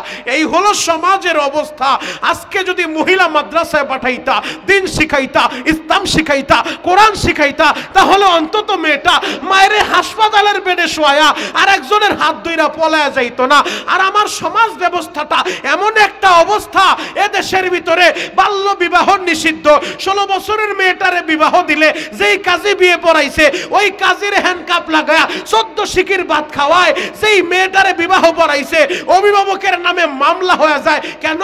বলে বাল্য বিবাহ নিষিদ্ধ, 16 বছরের মেয়ে বিয়ে করতে পারবে না, কিন্তু পার্কে ঘুরতে পারবে। 11 বছরের মেয়ে আরেকজনের হাত ধইরা লাঙ্গের নিয়ে হোটেলে যাইতে পারবে। এটা নিয়ে কোনো মাথা ব্যথা নাই। যেই সমস্ত সুশীল নামের কুশীলেরা এই সমস্ত নিউজগুলা করে, আমরা তাদেরকে বলতে চাই, বাল্য বিবাহর আইন অতি দ্রুত সংশোধন করতে হবে। কথা বলেন ঠিক কিনা? এই দেশের ভিতরে বিবাহকে সহজ করতে হবে, জিনাকে কঠিন করতে হবে। কিন্তু আমার দেশে হইছে উল্টাটা। আমার দেশে বিবাহ কঠিন, তুমি জিনা করবার সমস্যা নাই, আরেকজনের বউ নিয়ে চইলা যাইবা সমস্যা নাই, তুমি আরেকটা মেয়ের নিয়ে পার্কে ঘুরবা কোনো সমস্যা নাই, যা কিছু করো কোনো অপরাধ নাই। এক সাংবাদিক তো প্রশ্ন করেই বসছে, তেনা সুশীল, তার এক ছোট্ট বাল্য বিবাহ, দুইজনে দেখা মেয়েটারে প্রশ্ন করে, তুমি বিয়ে করছো কেন? বলে আমার ভাল লাগছে, বাপ মা বিয়ে দিছে, বিয়ে করছি। বলে তোমার তো বিয়ের বয়স হয় নাই, তুমি প্রেম করতা, যদি ভাল লাগে তুমি প্রেম করতা। তার মানে প্রেম করতা, সব কিছু করতে পারবা, সব বৈধ, মাগার বিয়ে করতে পারবা না। কথা বলেন ঠিক কিনা? এই জাতির আল্লাহ হেদায়েত দান করুক, সকলে বলেন আমিন। আরো জোরে বলেন আমিন। 11 বছরের মায়া মায়ের হাসপাতালের বেডে শোয়া টিকটকে সম্পর্ক কইরা আরেকজন রে নিয়ে পার্কে চইলা যায়। পুরা দেশ তারে নিয়ে চিন্তিত, মেয়েটা গেল কোথায়? পুরা দেশের মানুষের মাথা খায়া সে অট্টু হাসি হাসে আর বলে, আমি ভালো আছি, আমি ভালো আছি, নাঙ্গেরে নিয়ে ভালো আছে। আল্লাহ জাতির হেদায়েত দান করুক, সকলে বলেন আমিন। খারাপ লাগতাছে? কষ্ট পাইতাছেন? আল্লাহু আকবার বলেন তো। কষ্ট পাইলে পানগামার কিছু করার নাই, হক কথা বলতে হবে। আপনার সন্তানকে মাদ্রাসায় পাঠান, কোরআন শিখান, দিন শিখান, তাহলে অন্তত মা বাবার খেদমতটা তারা করব। নিজের মা বাবার প্রস্রাব পায়খানা পরিষ্কার করা সৌভাগ্যের আলামত মনে করব। কথা বলেন ঠিক কিনা? তাহলে 2 নাম্বার আমাদের সম্পর্ক হবে নবীর সাথে, 3 নাম্বার সম্পর্ক হবে তাল্লুক মাল কুরআন, কোরআনের সাথে, 4 নাম্বার সম্পর্ক হবে মায়ের সাথে, 5 নাম্বার সম্পর্ক হবে বাবার সাথে। যুবক, তোমার মা তোমার জান্নাত, তোমার বাবা তোমার জান্নাত। আমি বলি নাই, মদিনার নবী বলছে হুমা জান্নাতুকা ওয়া নারুকা, তোমার মা বাবাই তোমার জান্নাত, তোমার মা বাবাই তোমার জাহান্নাম। যুবক ভাইরা রে, যদি সন্তান দিন না শিখে, যদি সন্তান ইসলাম না শিখে, এই জাতির কপাল তো এমনি এমনি পড়ে না।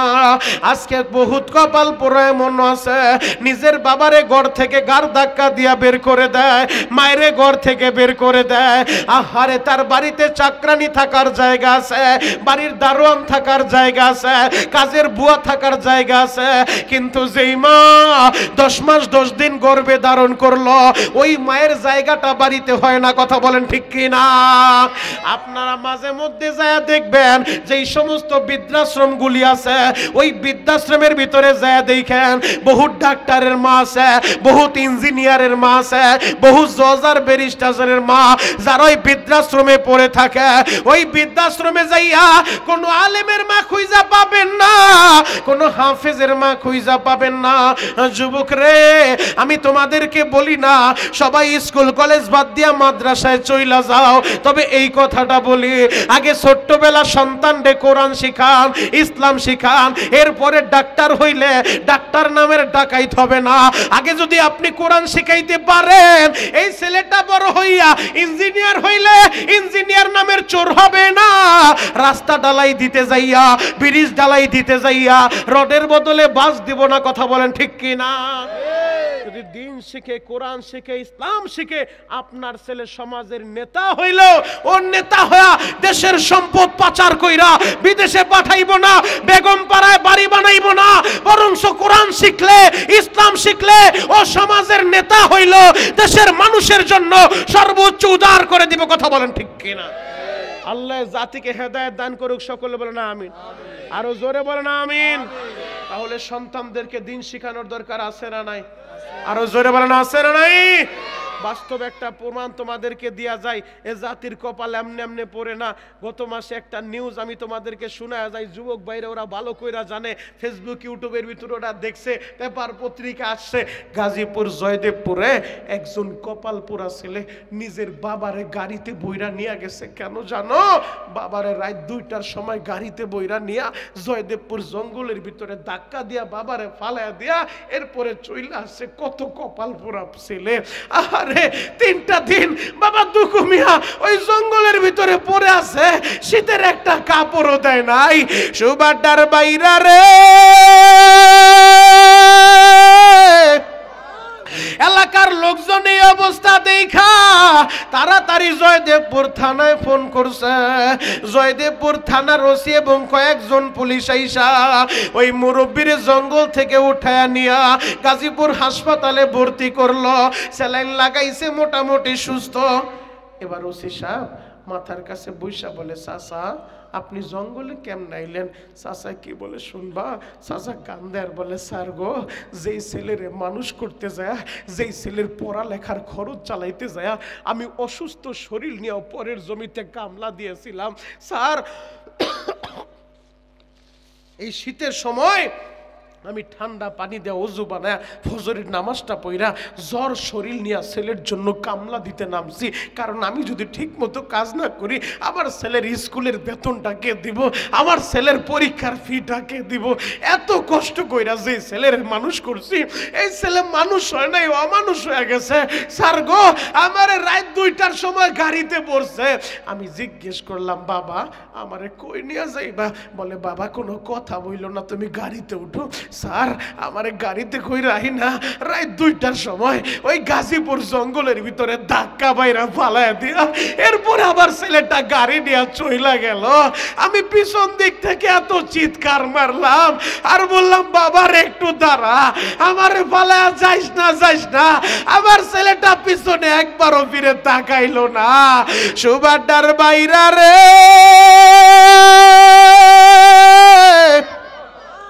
আহারে যেই বাবা এত কষ্ট করলো সন্তানের লাইগা, ও আমার সুবাদ্দার ভাইরা, তোমরা যারা এত বড় বাড়ির মালিক, গাড়ির মালিক, গার্মেন্টসের মালিক, ব্যবসা প্রতিষ্ঠানের মালিক, আজ থেকে 20 বছর 30 বছর আগে তোমার বাবা দুঃখু মিয়া পরের জমিতে কামলা দিছে, পরের ফ্যাক্টরিতে কাজ কইরা তোমারে লেখাপড়া করাইছে, এত টাকার মালিক তুমি ছিলা না রে ভাই।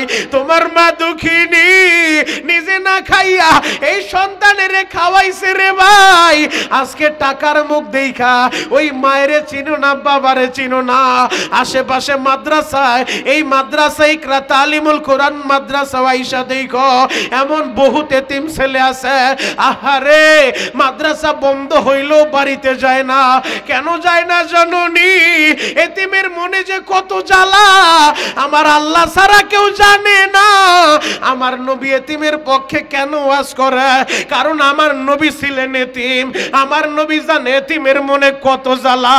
আহারে আমার নবী এই দুনিয়া আইসা বাবারে বাবা বলে ডাকতে পারে নাই, কোনদিন বাবার চেহারাটাও দেখে নাই, কোনদিন বাবার কোলে উঠতে পারে নাই। 6 বছর বয়সে বাবার কবর জিয়ারতে যাইয়া ফিরতি পথে মা দুঃখিনী মা আমেনারেও হারাইছে। আমার নবী চির এতিম হয়ে গেছে।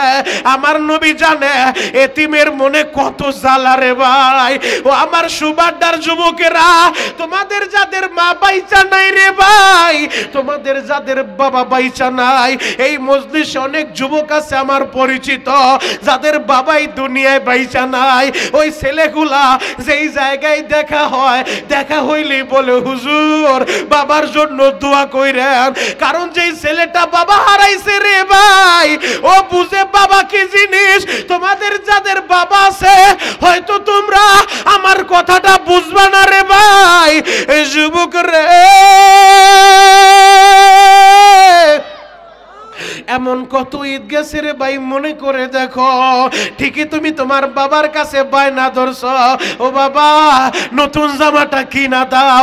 বাবা ঠিকই নতুন জামা কিনা দিছে, ঠিকই তোমারে নতুন জুতা কিনা দিছে, কিন্তু বাবা দুঃখু মিয়া আহারে পুরান জুতাটা পইরা ঈদগাহের মাঠে গেছে, সিরা জামাটা পইরাই ঈদের নামাজ পড়তে গেছে রে ভাই।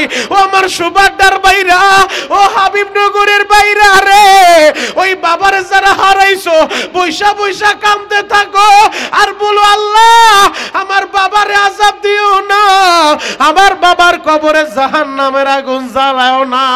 আল্লাহ আমার বাবারে তুমি মাফ করে দাও, আমার মায়েরে মাফ করে দাও। আমি জানি না কার মা হার্টের রোগে, কার মা কিডনি রোগে, ডায়াবেটিসে আক্রান্ত, আমি জানি না রে ভাই। এখন বসে বসে ওই মা বাবার জন্য দোয়া করো। সন্তান যদি চোখের গরম পানি ছাইরা আল্লাহরে বুঝায় বলতে পারে আল্লাহ আমার মায়েরে মাফ করে দাও, আমার বাবারে মাফ করে দাও, সন্তানের চোখের পানি নাকের আগায় আসতে দেরি হয়, আল্লাহ মা বাবার দোয়া কবুল করতে দেরি করে না, করে না। ওরে যুবক পায়ে হাত রেখা বলে যায় মার দোয়া কিন্তু ডাইরেক্ট কবুল হয়ে যায়। তোমরা সকলেই জানো ইমাম শাফি রহমাতুল্লাহ আলাইহি, যে ইমাম শাফি মায়ের খেদমত এমন ভাবে করছে রে ভাই। ইমাম শাফি রহমাতুল্লাহ আলাইহি মায়ের পায়ের ভিতরে তেল লাগায় দেয়, পায়ের ভিতরে তেলটা মালিশ করে দেয়, আবার মাঝে মধ্যে মায়ের পায়ের তালুতে চুমু খায়। মা দুঃখিনী বৈশা পরে বাবারে পাগলামি শুরু করলি কেন? ইমাম শাফি বলে মারে আমি পায়ে চুমু দেই না, কোন জায়গায় চুমু দাও? বলে মা আমি আমার জান্নাতের ঘ্রাণ নিতেছি। আল্লাহু আকবার। মা কারে বলে, মা কারে বলে? যুবক তোমরা যারা ওই মা আছে তোমাদের বাইচা, আমি তোমাদের পায়ে হাত রেখে বলবো আজকে বাড়িতে যাওয়ার পরে প্রথমে মার কাছে মাপটা চায়া নিও। তোমার মা যদি তোমারে মাফ করে দেয় আমার আল্লাহ তোমারে মাফ করে দিবে। মা কারে বলে? যেই দিন মা হারাইবা সারা দুনিয়া ঘুরবা, মার মতো একটা দরদি এ পৃথিবীর কোথাও মিলবে না, মিলবে না। যুবক রে অনেক সময় দেখা যায় বাবা মারা গেলে মা দুঃখিনী কিন্তু সন্তানের দিকে তাকায়া অন্য বিবাহ করে না। এই ছেলে কিসে বসো, অনেক সময় দেখা যায় বাবা মারা গেলে মা কিন্তু দ্বিতীয় বিয়ে করে না, কিন্তু মা মারা গেলে অধিকাংশ সময় বাপ কিন্তু আরেকটা বিয়ে করে। কথা বলেন ঠিক কিনা? মা কেন বিয়ে বসে না জানো? মা চিন্তা করে আমি যদি বিয়ে বসি আমার এই সন্তানের অন্য স্বামী তো তার বাবার মতো আদর দিব না, অন্য স্বামী তো আমার এই সন্তানটারে তার বাবার মতো ভালোবাসা দিব না। এজন্য মা সন্তানের দিকে তাকায়া জীবন যৌবন সব বিলীন করে দেয়। বহুত মা এমন আছে সন্তানের নিয়া পরের বাড়িতে কামলা দেয়, পরের বাড়িতে বুয়ার কাজ কইরা সন্তানগুলারে মানুষ করে। বহুত মা এমন আছে ভিক্ষা কইরা সন্তানরে মাদ্রাসা লেখাপড়া করায়। এ চোখ দিয়া দেখার কথা বলি, আমাদের সাথে এমন ছাত্র পড়ছে, আহারে ওর বাবা পয়সা নাই, ওর মা বাড়ি বাড়ি ভিক্ষা করে, ভিক্ষা কইরা সন্তানরে মাদ্রাসায় দিছে। কেন? আমার ছেলেটারে আমি মানুষ বানাবো, আলেম বানাবো। যুবক তোমরা যারা ওই মা তোমাদের বাইচা আছে, আমি তোমাদের পা ধরে বলবো, মার কলিজায় আগুন দিও না, মার কলিজায় আঘাত দিও না। যেই দিন হারায় ফেলবা সারা পৃথিবী পাগলের মতো ঘুরবা, তোমার মার মতো একটা দরদি মিলবে না, মিলবে না। যুবক রে,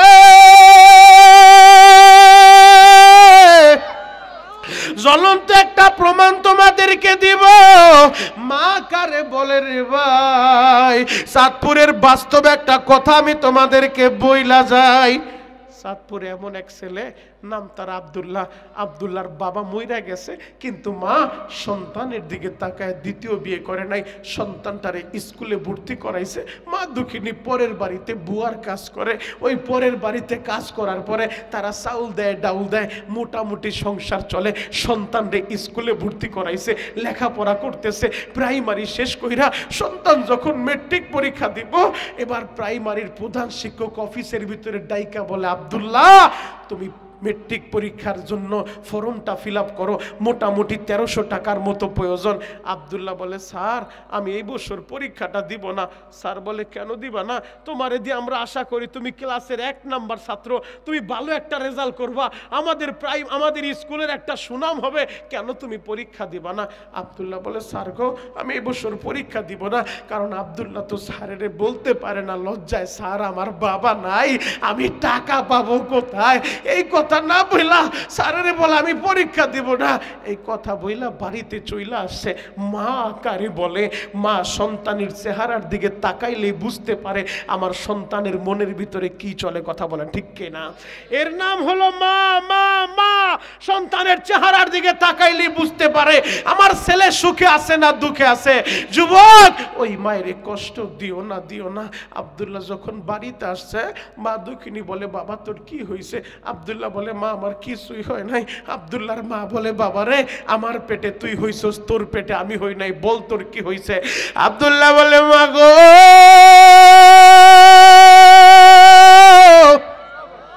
প্রধান শিক্ষক আমারে ডাকছে, ফর্ম ফিল আপের কথা বলছে রে মা। তুই কি বলছস বাবা? আমি বলছি পরীক্ষা দিব না। এই কথা কেন বলছস? মা তুই টাকা পাবি কই? মা ও মা 1300 টাকার মতো লাগবে, এত টাকা কই পাবি? এজন্য আমি বলছি পরীক্ষা দিব না। মাই বলে, বাবা তুই একটু দাঁড়া, আমি এখনই আসতাছি। মা একটা দৌড় দিয়া ঘরের ভিতরে যে একটা মাটির ব্যাগ নিয়ে আইছে, এক নজরে তাকায় থাকো, এখন কানতে থাকবা মার জন্য। মা কারে বলে? মা দুঃখিনী মাটির ব্যাংটাই না, ব্যাংটা ভাঙছে বলে, বাবা টাকাগুলা বাস কর। এবার টাকাগুলা বাস করতেছে, দেখে মোটামুটি 1300 টাকার বেশি হয়ে গেছে। আব্দুল্লাহ প্রশ্ন করে বসছে, মা এত টাকা কই পাইলা? মা মা গো বাবা মারা যাওয়ার পর আমি তো দেখছি এক কাপড় দিয়া মাসের পর মাস বছর কাটায় দাও, তুমি একটা কাপড় কেনার অ্যাবিলিটি তোমার নাই। মা গো পরের বাড়ি কাজ করলে মাসে মাসে চাউলের বস্তা আর ডাল দেয়, মোটামুটি সংসার চলে, এই টাকা তুমি কই পাইলা? মা দুঃখিনী কাপড়ের আঁচল দিয়া চোখের পানি মুছে আর বলে, বাজান রে আমি যখন তোর স্কুলে ভর্তি করছি পাড়ার মহিলাদের সাথে আমি গল্প করতাম, আমি আমার ছেলের লেখাপড়া করাইব, আমি আমার ছেলেরে বড় অফিসার বানাইব। পাড়ার মহিলারা আমারে বলতো এত টাকা তুমি কই পাইবা, তোমার স্বামী বাইচা নাই, গরিব মানুষ, তুমি টাকা কই পাইবা?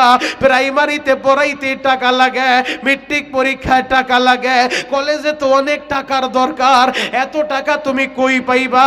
মা দক্ষিণে কান্দে আর বলে বাবা রে, আমাদের হাঁস মুরগি গোলা ডিম দিলে 2টা ডিম রান্না কইরা একটা তোরে দিতাম, একটা আমি মায় খাইতাম, কিন্তু যেদিন থেকে শুনছি তোর মেট্রিক পরীক্ষার টাকা লাগবে রে বাবা, বিশ্বাস কর ওই দিনের পর থেকে আমি মা কোনোদিন 2টা ডিম রান্না করি নাই। বাজান রে, তোর বাগের ডিমটা রান্না কইরা আমি মা ঠিকই তোর প্লেটে উঠা দিছি, আর আমি মা আমার বাগের ডিমটা না খাইয়া ওই ডিমগুলা জমাইয়া ডিম বিক্রি কইরা কইরা তোর পরীক্ষার ফি জমাইছি। বাবা রে, তুই লেখাপড়া করবে, তুই পরীক্ষা দিবি, আমি মায় তোরে বড় অফিসার বানাবো। ও সুবাড্ডার ভাইরা, এখন তোমরা যারা গাড়ির মালিক, বাড়ির মালিক, আজ থেকে 20 বছর আগে তুমিও তোমার জীবনের হিসাবটা মিলায় দেখো। তোমার মা দুঃখিনী মুরগির ডিম, হাঁসের ডিম বেচা আহারে তোমার টিফিনের টাকাগুলা জমাইছে, তোমার পরীক্ষার ফি দিয়া তোমারে কষ্ট কইরা লেখাপড়া করাইছে, মায়ের নিজে না খায় তোমারে খাওয়াইছে। ওই মায়ের যারা হারাইছো রে ভাই, এখন বসে বসে কাঁদবা আর বলবা আল্লাহ আমার মায়েরে মাফ করে দাও গো, আমার বাবারে মাফ করে দাও। মালিক রে, তুমি যদি মাফ না করো আমার মায়ের কি উপায় হবে, আমার বাবার কি উপায় হবে? ও যুবক, ওই কোমরে নেক আমল লাগবে, নেক আমল। তোমরা যারা গুনার বোঝা নিয়া আজকের এই মাহফিলে আইছো, গুনার বোঝা নিয়া এই মাহফিলে ঢুকছো রে ভাই, চোখের পানি দিয়া আমার আল্লাহরে বুঝা বলবা আল্লাহ আমি বড় পাপী, আমি বড় অপরাধী, আল্লাহ দেও না আমারে মাফ কইরা। যদি চোখের পানি দিয়া আল্লাহরে বুঝা বলতে পারো রে ভাই, আমার আল্লাহর মাফ করতে সময় লাগবো না, একটা সেকেন্ডও লাগবো না। গলা ফাটায় ডাক দাও না আল্লাহ, আরো জোরে ডাক দাও, ডাক দাও, ডাক দাও, ডাক দাও, গলা ফাটা ডাক দাও আল্লাহ, আরো জোরে ডাক দাও আল্লাহ। নিজের হাতে বান্দা তুমি মৌলা বানায়া কেমনে দিবা জাহান্নামে ফালায়া, সকলের দরজা হইতে মৌলা ফিরিয়া তোমার দরজায় রইলাম আমরা পড়িয়া। ও দয়ার আল্লাহ, আজকের এই মাহফিলকে কবুল করে নাও, আমার ভাইদের মা বাবারে মাফ করো। চিৎকার মেরে বলেন আমিন। জিয়াদি হুজুর এখনই চলে আসবে। হুজুর আসার আগে আমি তোমাদের পায়ে হাত রেখে বলে যাই, এক নজরে আমার দিকে তাকায় থাকো। আগামী সপ্তাহে তো শবে বরাত, শবে বরাতের আগে আজকে কি একটা অঙ্গীকার করা যায় না, জীবনে যতদিন বাঁচবো কোনোদিন আমরা শিরিক করব না, 2 নাম্বার হিংসা করব না। কারণ শবে বরাতে সবাইরে মাফ করলো, মুশরিকদেরকে আল্লাহ মাফ করব না, মুশাহিদ হিংসুকদেরকে মাফ করব না, মা বাবার অবাধ্য সন্তানরে মাফ করব না। তাহলে যাদের মা বাবা বাইচা আছে, মা বাবার কাছে আজকে বাড়িতে যায় মাপ নিব ইনশাআল্লাহ, ইনশাআল্লাহ। হুজুর আসার আগে আমি তোমাদের পায়ে হাত রেখা বলে যাই, এই মাদ্রাসায় বহুত এতিম সন্তান আছে, অনেক এতিম আছে এদের মাও নাই বাবাও নাই। এই বসো বাবা, উঠো না, এখন বসো। অনেক এতিম সন্তান এমন আছে যাদের মাও নাই বাবাও নাই। যুবক, আমি তোমাদের পায়ে হাত রেখা বলে যাই, তোমার মায় থাকলে রমজান মাসে ইফতার করাইতা না, তোমার বাবায় থাকলে রমজান মাসে সাহারি করাইতা না। এই এতিমখানা মাদ্রাসায় আমি শুনলাম ইফতার এবং সাহারির জন্য মোটামুটি 3000 টাকার প্রয়োজন। এই মার জন্য, মার কথাটা স্মরণ কইরা বাবা বাবার কথাটা স্মরণ কইরা, এমন কোন মার পাগল ছেলে কি আসো হিম্মত কইরা এখন দিতে হবে না যে হুজুর আল্লাহ যদি বাঁচায় রাখে রমজান মাসে আমি আমার মার জন্য একদিন ইফতার এবং সাহারি করাবো, 3000 টাকাই তো খরচ হবে এতিম বাচ্চাদের জন্য, যে এতিম সন্তানগুলা ইফতার এবং সাহারি খায়া রোজা রাখবে, ইফতার খায়া রোজাটা শেষ করবে, ওরা না তাহাজ্জুদে দ্বারা আমার মার জন্য দোয়া করব, আমার বাবার জন্য দোয়া করব। আমার দিল সাক্ষী দেয় ইনশাআল্লাহ সুম্মা ইনশাআল্লাহ এই এতিমদের উসিলায় আল্লাহ তোমার মা বাবার কবর জান্নাতের বাগান বানায় দিতে পারে। কথা বলেন ঠিক কিনা?